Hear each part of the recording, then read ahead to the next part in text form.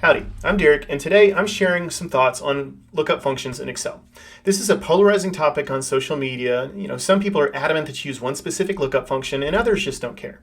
Personally, I think you should use what works best for you, what you're comfortable with. But try other things because there might be a better way and it's good to see what other people are doing. So what we're going to do here is walk through three approaches: VLOOKUP, XLOOKUP, and index match. Then I'll show you a helpful tool that you can use to toggle between them all with a shortcut. You can use it for yourself with this free workbook available with a link in the comments below. The reason you'd use any of these is generally to bring data together. Think about looking up someone's phone number or address in a phone book. If you have their name, it's generally pretty easy to find other information. All right, first of all, we're going to look at VLOOKUP. Now, I've already got all these listed in this example workbook here, so we'll look at the parameters. The first thing you'd want to do is either hard code, or I prefer to reference whatever the item is that you're going to look up. In this case, it's a store number. Okay, and the second thing we're going to do over here is reference this lookup table. Okay, so it's got some other information there. Now, you don't have to look up the whole thing unless you want to. I'm going to look up that second column L, so we could just use K through L, but it's really up to you. I like to go further just in case we reference any other columns. The third argument, this 2 here, is going to be how many columns over from that lookup column, and including it, are we going to go to look up. So to look up the state from the store number, we would put 2, 1 and then 2. Okay, and then lastly, false. This is whether you're going to tell it to look up an approximate match, which is true, or the default if you omit it. I almost always put false there. In fact, I can't even remember the last time I put true. So after you put all of those 3 things, or those 4 parameters in there, notice that we get Texas as a result. Okay. Now, the main drawback to that is that third parameter, the number of columns. While there are workarounds, it's a fixed value. So if we insert more columns in that lookup table, it might mess up the formula depending on where they are. It also can't look up to the left, so it must be a positive number. Or again, there's other workarounds that a little bit tricky. Now, the second one we're going to look up is XLOOKUP. This one is the newest approach, and the one I'm now using in almost every single file that I create where I need to do a lookup. The first thing you're going to do here is, again, reference that lookup value, so the store number. The second thing we're going to do is reference the lookup range or array, so column K in this case. And the third thing you're going to do is reference the return array, column L. Right? So pretty easy here. Unlike the VLOOKUP, we don't have that issue where we have the number of columns, because if it moves around, it's going to follow that. It's going to update automatically. Okay?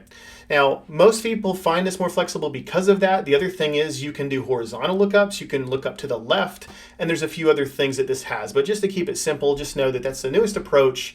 It's definitely the one I'm going to now, just because it has that extra flexibility. Main drawback with this one is that because it's relatively new, released generally to the public in 2020, not everybody has this. But I'll tell you this, if they don't have it, encourage them to upgrade, because there were so many incredible functions that came out at the same time as XLOOKUP. And then the last approach we'll look at is a combination of using the index and match functions. For many years, this is what advanced Excel users would leverage to overcome the VLOOKUP limitations and get even more flexibility, such as with doing a two-way lookup.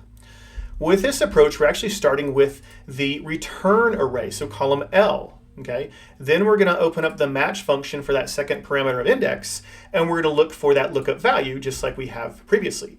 And then we're going to supply the lookup array, and then we're going to use 0 for that exact match. And then we're going to close it off, and again, get the exact same results. Okay? I didn't take that approach a whole heck of a lot because I found it a little bit more confusing and effort and everything. And to me, I'm like, VLOOKUP works almost every time. So very rarely did I use it, but hey, it's good that you have another option. More and more people are not using that as much because XLOOKUP is very, very similar in what it can do. But really, again, it's about your comfort and your preference, and those really, really edge cases that I'm not going to go through because I want to keep this kind of short. Okay. Now, in most cases, you won't notice a difference in how these perform. Sometimes in large workbooks, you'll notice that index match often is the winner when it comes to performance. But again, you probably won't even notice it. Okay.